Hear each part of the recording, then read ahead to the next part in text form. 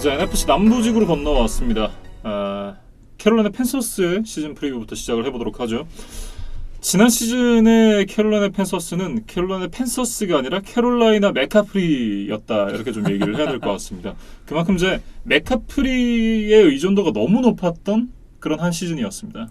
그러면서 전반적으로 부진한 한 시즌을 보냈고, 이제 2020 시즌은 팀의 체질 개선에 나서는 좀 리빌딩 시즌이다, 이렇게 좀 얘기를 하고 싶고, 뭐 감독, 그다음에 쿼터백, 그다음에 수비진의 리더까지 모두 바꾼 이제 팬서스가 되겠습니다. 네, 이제 정말 팀을 상징하던 두 선수가 사라졌는데요.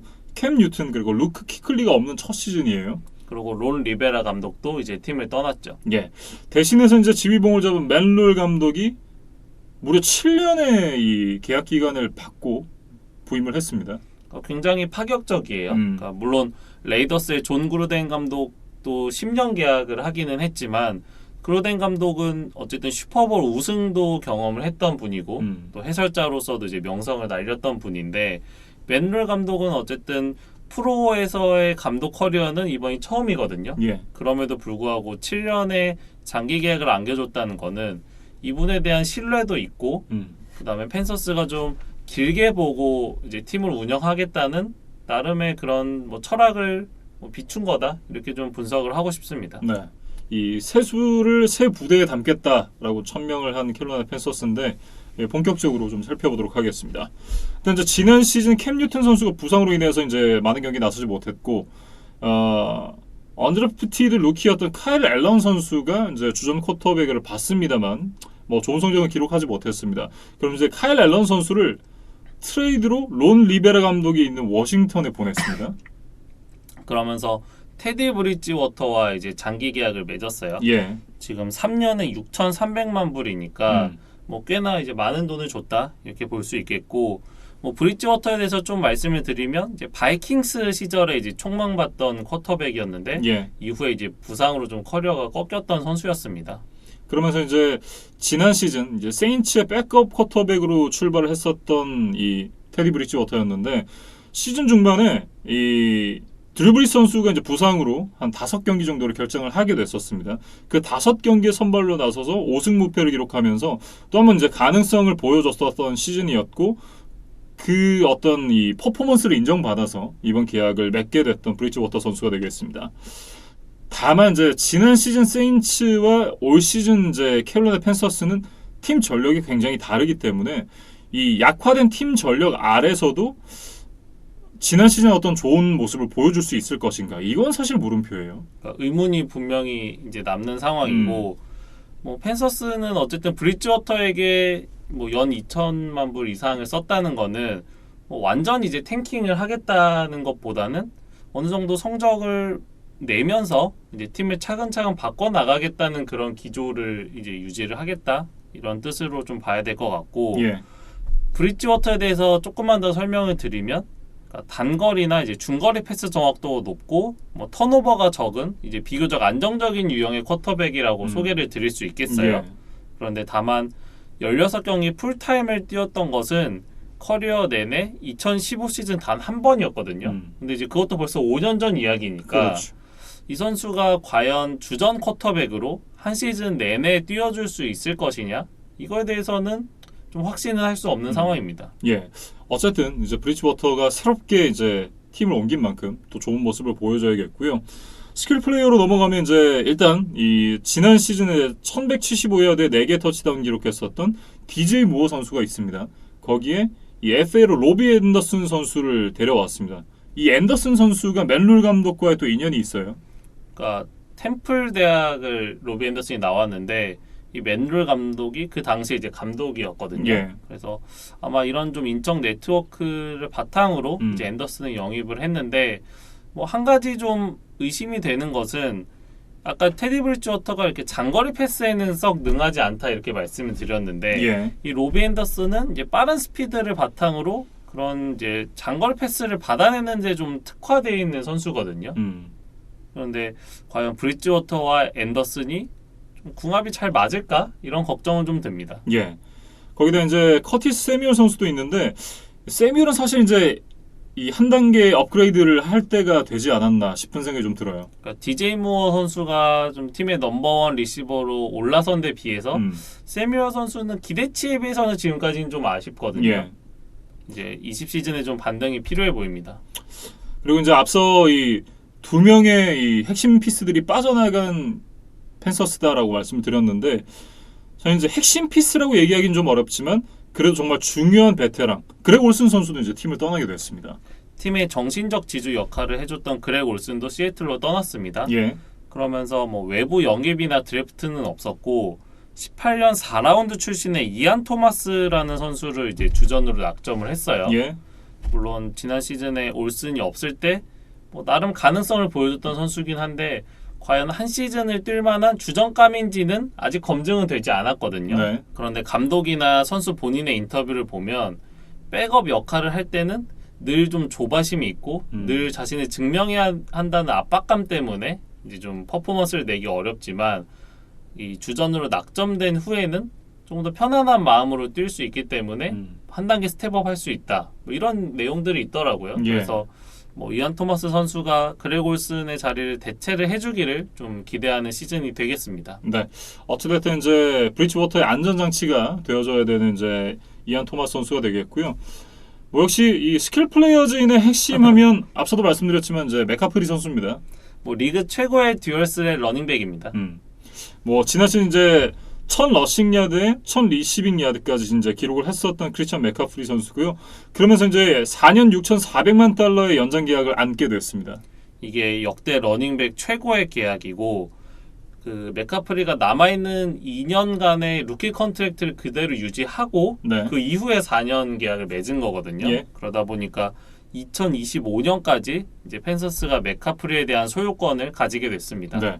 어찌됐든 이제 맥카프리 선수가 계속해서 좀 좋은 활약을 보여주기를 기대를 하겠습니다. 오라인을 좀 살펴볼게요. 예, 준수한 모습을 보여줬던 이제 트레이 터너 가드 선수를 보내고 지난 시즌 6경기를 뛰었던 33살의 베테랑 러셀 오쿵 선수를 데리고 왔습니다. 물론 레프트 태클이라는 포지션의 가치는 더 높지만 이 오쿵이라는 선수의 현재 가치가 과연 트레이 터너보다 더 높은지는 좀 의심이 되는 상황입니다. 예. 그리고 이제 벵갈스에서 뛰었던 이제 라이트 가드 존 밀러 선수를 데리고 왔고요. 레프트 가드에는 이제 지난 시즌 레프트 태클로 9경기를 뛰었던 이제 데니스 데일리 선수를 이제 포지션을 옮겼습니다. 뭐 이 데니스 데일리 선수도 있고 뭐 센터 맷 파리디스 뭐 이런 선수들이 남아 있기는 한데 뭐 지난 시즌에 다들 인상적인 모습은 아니었거든요. 예. 그래서 전반적으로 봤을 때 뭐 펜서스의 오펜시브 라인은 이번 시즌에 더 나아졌다고 보기는 힘들 것 같습니다. 네. 그나마 좀 위안거리라고 한다면 이제 지난 시즌 이 라이트 태클 테일러 모튼 선수가 솔리드한 모습을 보여줬다. 뭐 이런 점이 될 텐데 그래도 전반적으로는 오라인이 좀 아쉽다라는 생각이 좀 듭니다. 이 빈약한 이제 오라인 뒤에서 뛰어야 되는 이제 테리 브리지워터가 좀 고생을 하지 않을까라는 생각이 좀 들고 오펜시브 코디네이터 조 브레이디 역시도 이제 이 오라인을 안정시키기 위해서는 꽤나 품을 들여야 될 것 같다라는 생각을 좀 했습니다. 이분이 지난 시즌에 LSU의 이제 최강 오펜스를 만들었던 그런 핵심 인물이에요. 그런데 이번에 맷 룰 감독과 함께 이제 NFL 무대에 좀 도전장을 냈습니다. 뭐 근데 사실 이제 조 브레이디보다 더 고생할 사람은 디펜시브 코디네이터 필 스노우입니다.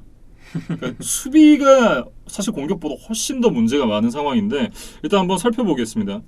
이번 드래프트에서 이제 일단 지명했던 선수가 7명이잖아요. 이 7명의 선수가 모두 수비 선수였을 만큼 수비진의 공백이 굉장히 큰 이제 캐롤라이나 팬서스인데 이번 시즌 주전이 얼마나 많이 바뀌었는지 지난 시즌 이 주전이었던 선수보다 올 시즌 새로운 얼굴이 더 많은 팬서스입니다. 뭐 본격적인 리빌딩 시즌이라고 말씀드렸는데 예. 특히 이 수비진 쪽에 좀 많은 개혁과 변화들이 있었습니다. 근데 이제 변화들이 있었는데 이 변화들이 정말 이 S급, A급 선수들의 영입으로 인한 변화면 참 좋았을 텐데 그렇지가 않아요.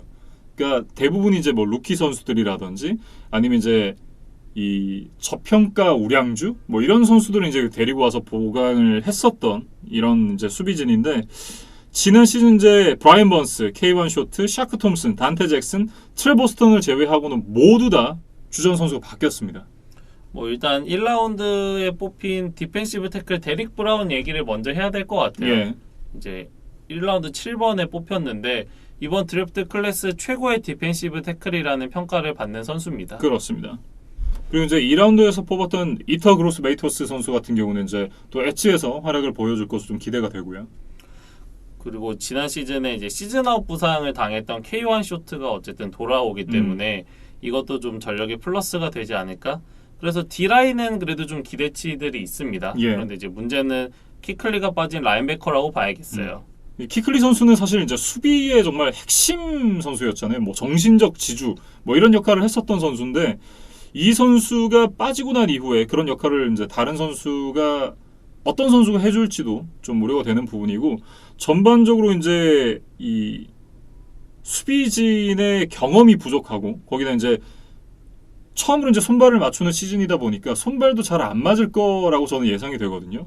그러니까 이런 상황 속에서 필 스노우가 이제 수비팀을 어떻게 조련을 할 것인지 이런 부분들이 좀 지켜봐야 될 포인트가 아닌가 싶습니다. 분명히 시간이 걸리지 않을까 싶습니다. 예. 그래서 세컨더리 쪽으로 이야기를 이어가 보면 넘버원 코너백이었던 제임스 브래드버리까지 떠났어요. 예.